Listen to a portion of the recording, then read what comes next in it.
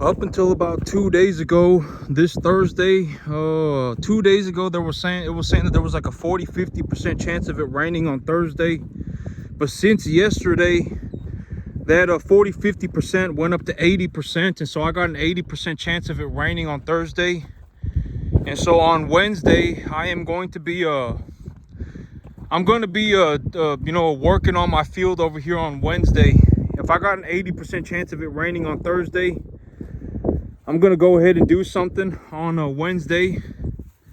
And so I'm gonna walk through my field right here. I'm gonna walk through my field, and as I walk through my field, I'll just tell y'all what's going on in my head, because this is the most realistic thing that I can do.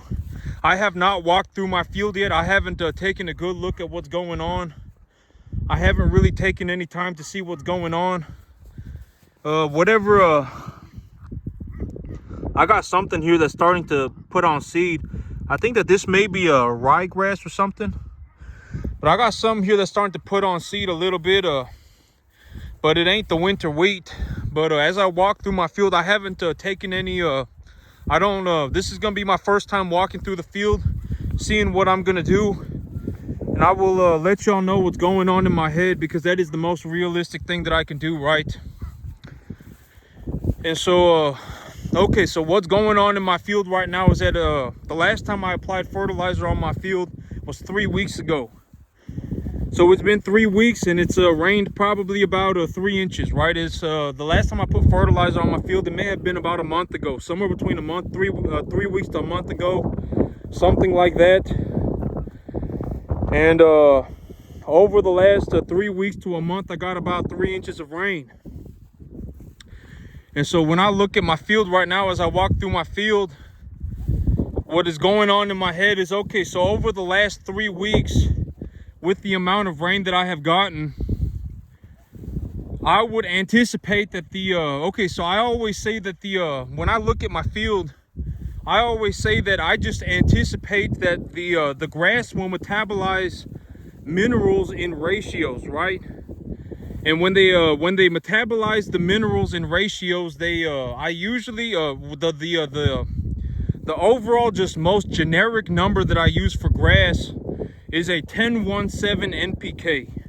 And depending on the pH of my soil, I will depending on the pH of my soil will because you've also got to consider calcium and sulfur in most soils. Calcium and sulfur are also incredibly important. And if y'all want to see something, I actually just saw this, but if y'all look at the edge of my field over here, y'all are going to see what the grass looks like if it doesn't get fertilized. And it's actually very interesting, because I just missed this one little strip. I fertilized a month ago, and I missed this little strip on the very edge of my field, and my grass is only about 3-4 inches tall on this little strip right here. Y'all see this right here? But y'all can see the difference in the color right here, right? So the grass on this side is only about 5-6 inches tall, and the grass on the other side is about 14-15 inches tall. And so if y'all can see right where I missed the fertilizer, right?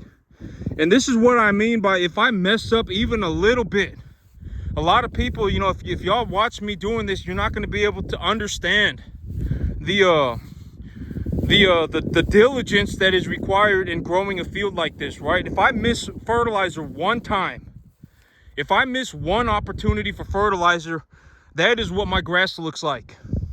I end up with grass that's only 5-6 inches tall. And if my grass is only 5-6 inches tall, I don't have much of a business, right? This is what my grass needs to look like. You see how you can't even see my foot? My grass, this grass right here, maybe 15-20 inches tall, right? Even in the front. In the front of my field, the grass is about 15-20 inches tall. In the back, the grass gets more towards 2 feet tall. And so, but this is why, I always say it's so important to be very, very, very, very thorough on things, right? Be extremely thorough.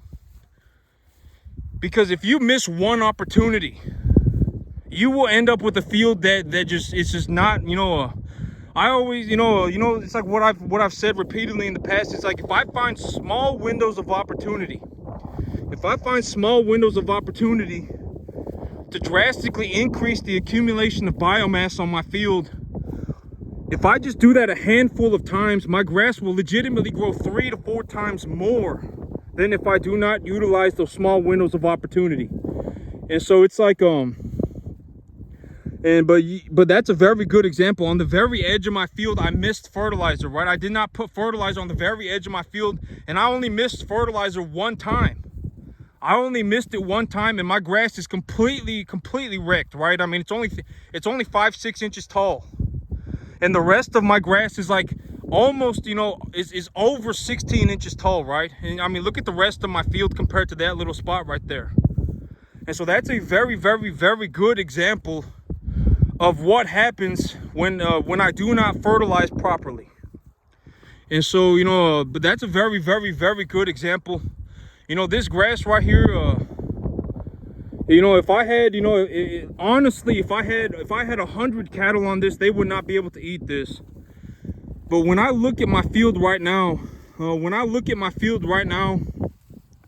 and it's like, okay, I haven't got any rain in about the last 10 days. If I haven't got any rain in the last 10 days, the soil is going to be pretty dry, right? The soil is going to be pretty dry. And even if it got water on it right now, it would take several hours for this soil to rehydrate. I always say dry soil is like beef jerky, right? That's what I always say, is that dry soil is like beef jerky. If you dropped beef jerky into a glass of water, it would not just rehydrate immediately. It would take many hours. And so it's like, okay, if my soil is very dry right now, and the atmospheric temperature is about 85, right? It's about 85. And, you know, I have visually confirmed that if I do not fertilize, my grass will stop growing, right? You know, the edge of my field right there is very, it's just, you know, it's very, it's what happens if I do not fertilize, right? That's what's going to happen if I do not fertilize, is that my grass is not going to grow at all. You know, if my field, if my grass was 5 to 6 inches tall, I would not be able to do this, right? My business would go under. My business relies entirely on my capabilities as a farmer to you know, accumulate as much biomass as possible, right? And not only accumulate as much biomass as possible, but also to give the cattle the best quality of life that I can. You know, I need to have cattle that are very healthy, right? The grass, when it's consumed by the animal, needs to be a grass that is providing the animal with the proper level of energy and protein. But you know, when you look at the grass from the side, it's very easy to tell by what I mean. The grass is about 16 inches tall, and it's uniform across the entire field, right? And this is grass that is being grown entirely on just seasonal rain. You know, I don't have any irrigation, right? I don't have any irrigation. This is all just being done on seasonal rain, on seasonal, you know, just the normal seasonal whatever. You know, it hasn't rained in about 10 days, maybe about 2 weeks. It hasn't rained, and my grass is still looking like this.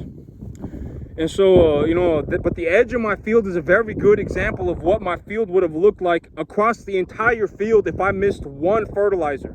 If I missed one fertilizer event, like if I did not, if I missed fertilizing my field one time, my grass would have been, you know, just not growing at all. And that's a very good example. The edge of my field right there, right? But it's like, you know, that's why it's so important for me. When I see these windows of opportunity, I need to take them, right? If I do not take these, these small windows of opportunity, if I have small windows of opportunity and I utilize them properly, I can drastically increase the overall biomass accumulation of my field to a point where it's almost like tenfold. Legitimately, like if I just double my my biomass accumulation across small windows of opportunity. Because remember, plants grow proportionally, right? Plants grow proportionally.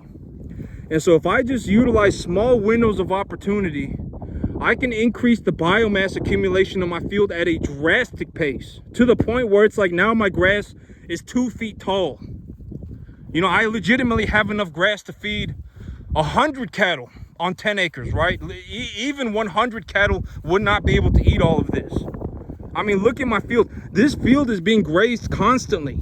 2 animals an acre, 3 animals an acre, grazed 24/7, and my grass is still 2 feet tall. But I mean, one of my big things is maybe if I show people that it is possible, maybe more people will be interested, because a lot of people, if they don't know that it's possible, they will not be interested, right? Oh, they'll give up, but maybe it's like, maybe, and it's, maybe, if I show you that if you work 15 hours a day for the next 15 years of your life, you can make it to an extreme degree. Maybe if I show that, people will begin to understand, and more people will be going for it. Because here is the reality, right, is that if I have a pool of 1 million applicants, if it's not specifically, stated that if you do this, you will be, you will be able to, be extremely successful in life. If that is not shown, almost nobody will make it, right? But it's like, maybe if I show y'all that, if you just get very good at something, that you can make incredible amounts of money, extreme amounts of money. Maybe if I show y'all will understand, and then y'all will actually, more people will make it, right? Because I've always said that my big idea on success is that just because I've made it does not mean other people can make it. That does not mean that other people cannot make it. It does not matter if 100 people make it, 1,000 people make it, 10,000 people make it, 1 million people make it. That's very good. If 1 million people made it, that'd be fantastic, right? Because at the end of the day, it does not matter to me. If I worked 365 days a year, 24 hours a day, I would not be able to feed the entire country by myself. I would not be able to, right? I mean, it's just not possible. And so even if 1 million people made it, I mean, that would be a very good thing, right? But I can almost guarantee, even if I show that it is possible, even if I say, look at this, this is the result, right? This is the result. I would still almost guarantee, if I had a room full of 1 million people that everyone said they wanted to be a farmer, I would almost guarantee almost nobody gonna, even now, maybe the success rate goes from 1 in 10 million to like 10 in 10 million. Maybe I've tenfolded the outcome, but still, that's still very good, right? I mean, but look at the grass. I mean, but maybe the results will speak for themselves, and maybe more people will become interested, because at the end of the day, I mean, me, I already have unlimited money. I legitimately, if I wanted to work 365 days a year for the rest of my life, I genuinely could, right? I could, and not only could I do that, but I would also get paid, very heavily paid. I would be paid a lot of money, extreme amounts of money for just doing what I do, right? And so maybe if I show, that if you just put in 15 years of effort and you work 15 hours a day, and you just stick to it under any circumstance, that you can get to this point too. Almost guarantee, even if you miss the mark by 25%, you will still be very successful. You will have more money than you could ever imagine. And if you do better than me, that's fantastic too. That's fantastic. But look at Lucy over there. You can't even see her. Oh, well, she was rolling around the grass. Lucy. Well, she was rolling around in the grass. That was why. But I was like, oh my God, like she just got swallowed up by the grass. But Lucy, come here. But the grass is doing very good. The grass is doing very good. I mean, the grass over here, it must be I'm actually gonna let the cattle in the front back here. I'm gonna let them all back here. I need animals eating this grass. I mean, if I don't have animals eating this grass, it's kind of a big problem. And so any animal that is capable of coming back here and eating the grass, I'm gonna let them, or this grass is gonna go to waste. Well, it's not gonna go to waste, because at the end of the day, I'm gonna plow it under. If I have to, I'll just plow it under. And when I plow it under, I can plant my next crop on it. But this is about what $500 a month will get you. Once you know what you're doing. You have to know what you're doing. And if you don't know what you're doing, that edge of my field right there, where the grass is only 5-6 inches tall, that's a very good example of what will happen if you don't know what you're doing. And so that, I always say, I'm not going to stand here and tell everyone that they're going to make it. I'm not going to tell everyone that they're making, because if I said that, I'd be a liar. And, you know, some people fail because they don't make the right choices. And, you know, there's a lot of reason for failing, and there's also a lot of reasons for succeeding, right? I mean, that's the idea of that's just reality, right? I mean, you know, we you know, it's just, we just can't be naive and ignorant forever, right? Some people fail because they suck, right? And some people succeed because they're good. They're objectively good at something, right? And I mean, it just is what it is. And so, you know, and objectively, people can get better if they put in effort, right? I mean, that's always, you know, granted that you are not born with some, you know, major, you know, mental handicap, right? But people can, but look at that grass. I mean, that's what it looks like all the way straight to the back. And so on Wednesday morning, okay, so what's going on in my head right now, right? Well, when I look at my grass, it's like, okay, so my grass has been growing for about 3 weeks. And the last time I applied fertilizer on it was about 3 weeks ago. And I got about 3 inches of rain on it.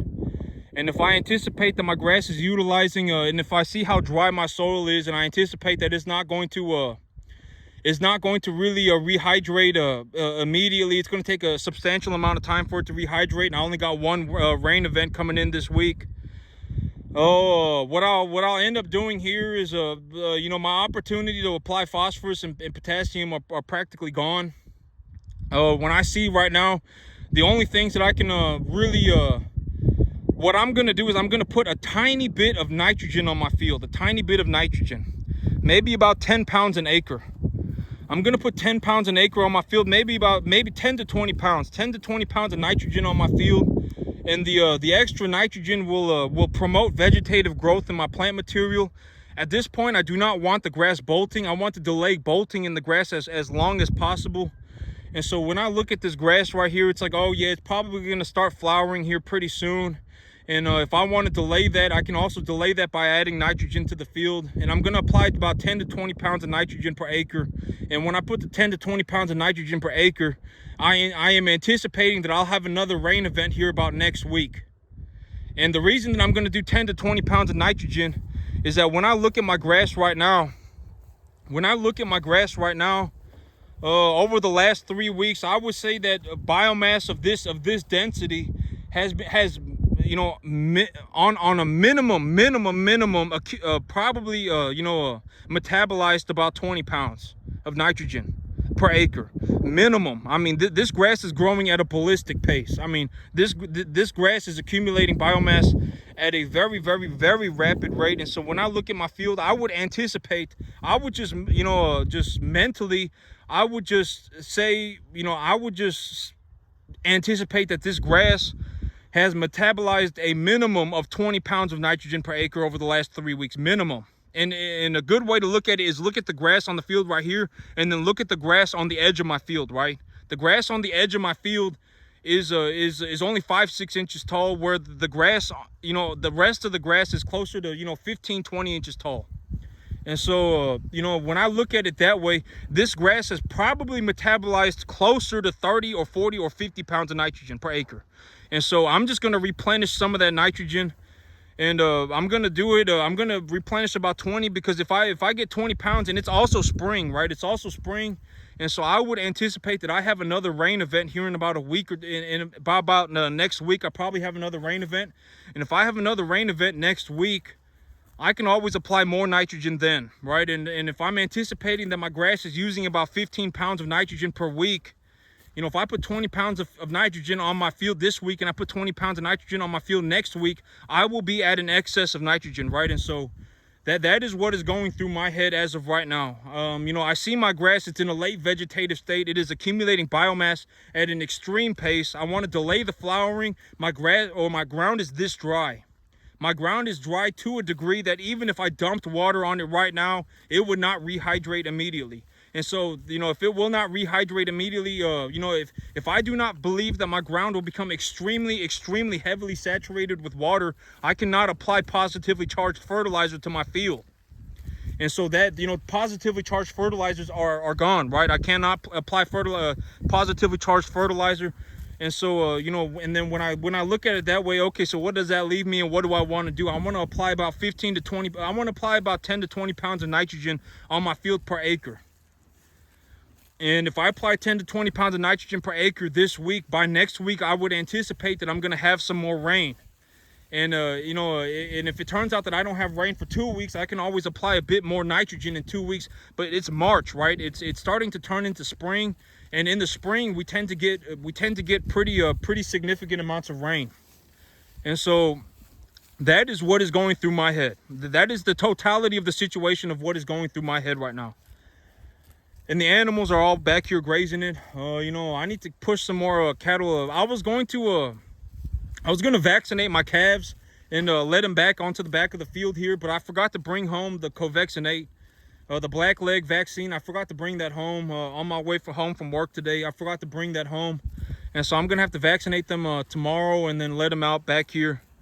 But you know, you can tell you know, the calves are enjoying this grass. The cattle are super fat. I mean, these animals are extremely fat on this grass right now. You know, and things are going good, and I got rain coming in on Thursday, so by Thursday it's gonna rain again.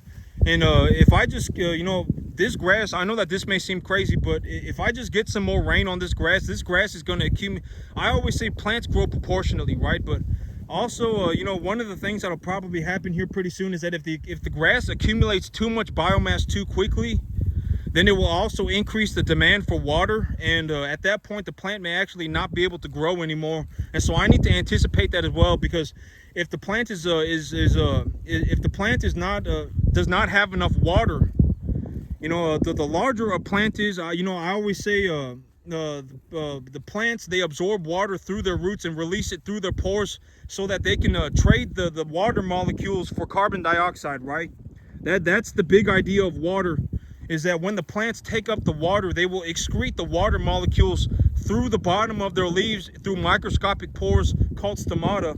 And when they release that water, it allows them to have the pores open on the bottom of their leaf, so that then they are able to exchange that water for carbon dioxide. And so if the plants do not have water, they will not be able to accumulate carbon dioxide. Long story short, their growth will be stunted drastically. And so if I apply a bunch of nitrogen on my field, or if I apply a bunch of fertilizer on my field, when the plant is not, you know, when the plant is not able to accumulate biomass at all anyway, it's just going to cause you know, it's not really going to do anything, and it could potentially cause you know, nitrate problems in the grass, and it could potentially you know, increase the you know, the digestibility and protein levels of the grass to a degree where it then becomes dangerous to the cattle. And so you know, it's a multi-dimensional situation. And this is also why you know, it's a multi-dimensional situation. Like you know, it's not just a straightforward answer. This is why I do not give people straightforward answers, right? I always say there's a reason I do not give people straightforward answers, because depending on the entirety of the situation, I need to figure something out, right? I need to consider many things at once. And so it really depends on what is happening. And so that is what is happening right now. In terms of my field right now, that is what is happening. When I look at my grass, and then I look at my weather, and I look at my soil, and I look at the conditioning on my cattle, that is what is going on, right? And but yesterday I was actually out here shooting my new P229. I was out here shooting my new P229, and I did not realize, okay, because me, you know, I got this little Dinker, this little 365, right? And so I've carried this thing forever. You know, I had a Glock 19 before I started carrying this 365. I had a Glock 19 before I started carrying this 365, and this gun, it's okay. So to me, this gun was way better than a Glock 19. I don't know why, but this gun it feels like it's half the size of a Glock 19, and it carries 12+1, and the Glock 19 carries 15+1, right? And if you look at this gun, the way that you know, it almost, you know, it's like you can death grip the gun very easily. You can get a very like solid grip on this gun very easily. My hand goes almost around the entire hand guard, right? Around the whole hand grip. It goes around the entire hand grip. And so you know, and this gun is a polymer frame. And yesterday I was shooting my P229, And I was kind of just fiddle farting around with the grip because I've literally been shooting. I've genuinely shot this gun for like almost the last 5 years of my life, and it's the only handgun that I've shot. Maybe over the last 3, 4, 5 years of my life. And this handgun, the grip on it is very different than the P229. And that P229, one thing that I realized about that P229 is that the 229, the gun is just bigger, and it's completely made of steel. And so when I fire the gun, the action does not cycle properly with low powered 9mm target ammunition. I did not know that. And so yesterday, because I was like, something's going on with this gun, because about 50 rounds, about once every 30, 40, 50 rounds, I was having a failure to eject. The brass casing was not ejecting. And so yesterday I went inside and I took the gun apart and I looked at the ejector, and the ejector's just fine. It's just fine. And also another thing that's going on with the gun is that after the gun, after I fire the last round in the gun, it's not holding the slide open. The last round hold open is not working. And so, I went and I bought some Plus P ammunition, and I put the ammo in the gun, and I put one round in the gun and I fired it, and it worked. My action is cycling properly. And so that's something that I did not know. That's something that I did not know that I think is very important. If you have a larger steel framed gun, the action may not cycle properly if you do not have high powered ammunition. And so I did not know that, and I'm glad that I figured that out while I was just fiddle farting with the gun, because I was like, my last round hold open is not working. I'm having a failure to eject. Like once every 40 rounds, I'm having a failure to eject. And I'm like, what is going on? So I pulled the whole gun apart and I took a look at it. Everything looks okay. And then I kind of put 2 and 2 together, and I started running a Plus P ammunition in it, and it works just fine. And so the extra pressure in the round is allowing the action to cycle properly. And so I'm glad I figured that out. But when I look at my different guns and stuff, like if I went back in time and I could only buy one gun, I would buy the 365 XL Comp, the compensated 365 with the larger frame. That is the gun that I would that is the one gun that I would buy. And I would not buy the Legion series either. I would not I don't think that the steel frame and stuff, it's nice when you shoot it. Having a steel frame on a gun is kind of nice when you shoot it, because you don't really feel any recoil. The amount of recoil that you feel on the gun is just very, very, very minimal, because the gun weighs so much more. But you also need to consider that if you, with the reduction in the recoil, you may not have an action that cycles properly. And so you may need to shoot heavier, higher pressure ammunition. And at that point, if you're going to shoot higher pressure ammunition, the recoil is going to feel the same. It's going to feel about the same.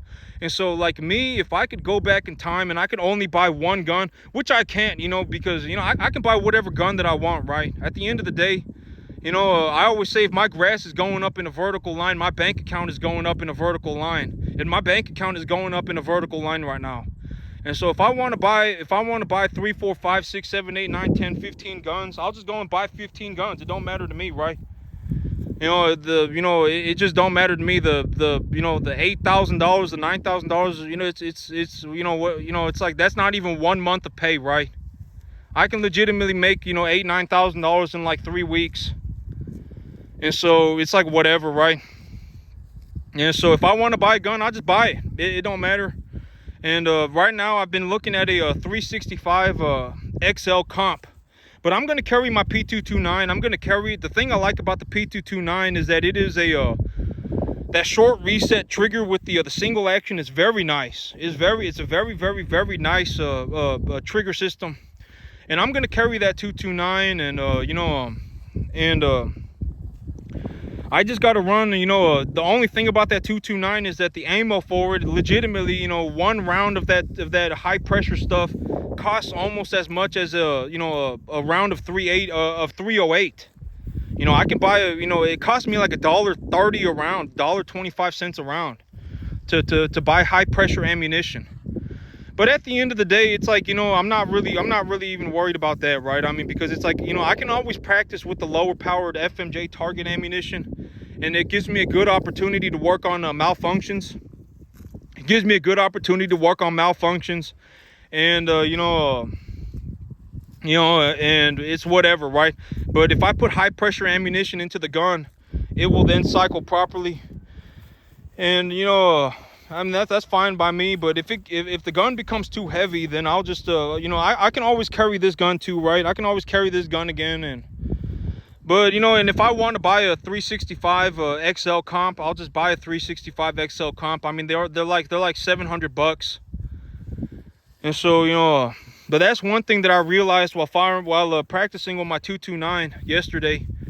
But look at this animal. Look at how much grass is in his belly. You can actually see. But this is what I mean by when I in the past I've said, if the animals, if they consume, the larger they are, the more food that they consume, you can actually visibly see their gut expanding. And this is what I mean. Look at his gut. It's almost touching the grass. His gut is almost touching the grass. He has so much grass in his gut that he is legitimately like swollen to nearly double the size. But that's what all of the animals look like right now. They all have an extreme amount of grass. They're eating a lot of grass right now, and they're all and I'm making a boatload of money. I'm making a lot of money. I'm just gonna be honest, and maybe when I tell people that I'm making a lot of money, maybe more people will become interested, right? At the end of the day, it don't matter if you succeed to a degree that is larger than number one, I would be very interested if you actually found a way to outskill me, like you genuinely were just a better farmer than me. I would be very interested. I would be very interested in what you were doing, and I would love to learn from you. Honestly, I would. Like, I would be very interested, because it's like, what are you doing that that drastically you were able to just literally mop the floor with me, right? Like, you were so good at farming that you made me look handicapped. I want to know. Like, legitimately, if you are that good at farming, I would love to meet you or whatever, right? Honestly, I would, because it's like, how did you do that, right? This cost me about $500 a month right here. This grass right here, this cost me about $500 a month. And if you legitimately can just mop the floor with me and make me look handicapped, I would love to see what you're doing, because I mean, I would love to learn from you. I mean, I'm gonna be honest, I love farming. I'm very interested in farming. I love farming. If you were just genuinely that good at it, I mean, I would love to see that, because I mean, that would be incredible. As of right now, my grass is doing very good, and if you manage to do just exponentially better than me, I would find that very, very, very interesting. Honestly, more than anything, I would not be upset or anything. I would just be very interested. I just personally, to this day, I have not seen anyone. And I always say that me being the best farmer that I know. Being the best farmer that I know is like being the prettiest girl in town, right? Being the prettiest girl in town, it's like, the next town is 10 minutes down the road, right? And so it's like being the best farmer that I know, it doesn't really say much, but maybe it means more if, like, over the last 14, 15 years of my life, the only thing I've ever wanted to do was be a farmer. And everywhere I went, I looked around. If I saw a farm, I took a look, and I haven't seen anybody in the last 15 years of my life. And the only thing I've ever thought about was farming over the last 15 years of my life. I have not seen anybody that was objectively a better farmer than me.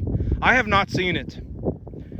I just have not seen it. And if it does exist, I mean, I would be very, very, very interested. I would be very interested.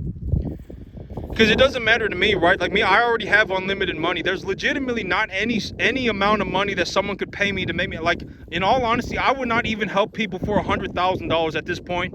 I would not help people for even 100 grand, right? I mean, I honestly wouldn't. Why would I? I make more money just standing in my backyard. I'm not going to go out of my way, to help somebody for some negligible amount of money, have to deal with all their problems, and then just, I'm not going to do that, right? I mean, I honestly wouldn't, and then, so, I mean, I make a drastic amount of money here. I legitimately make enough money to do whatever I want. I have unlimited money. I could work 365 days a year, 24 hours a day for the rest of my life if I felt like it. And I could get paid a lot of money. And so it don't really matter to me. But, that's it for me today, YouTube. Y'all have a good one.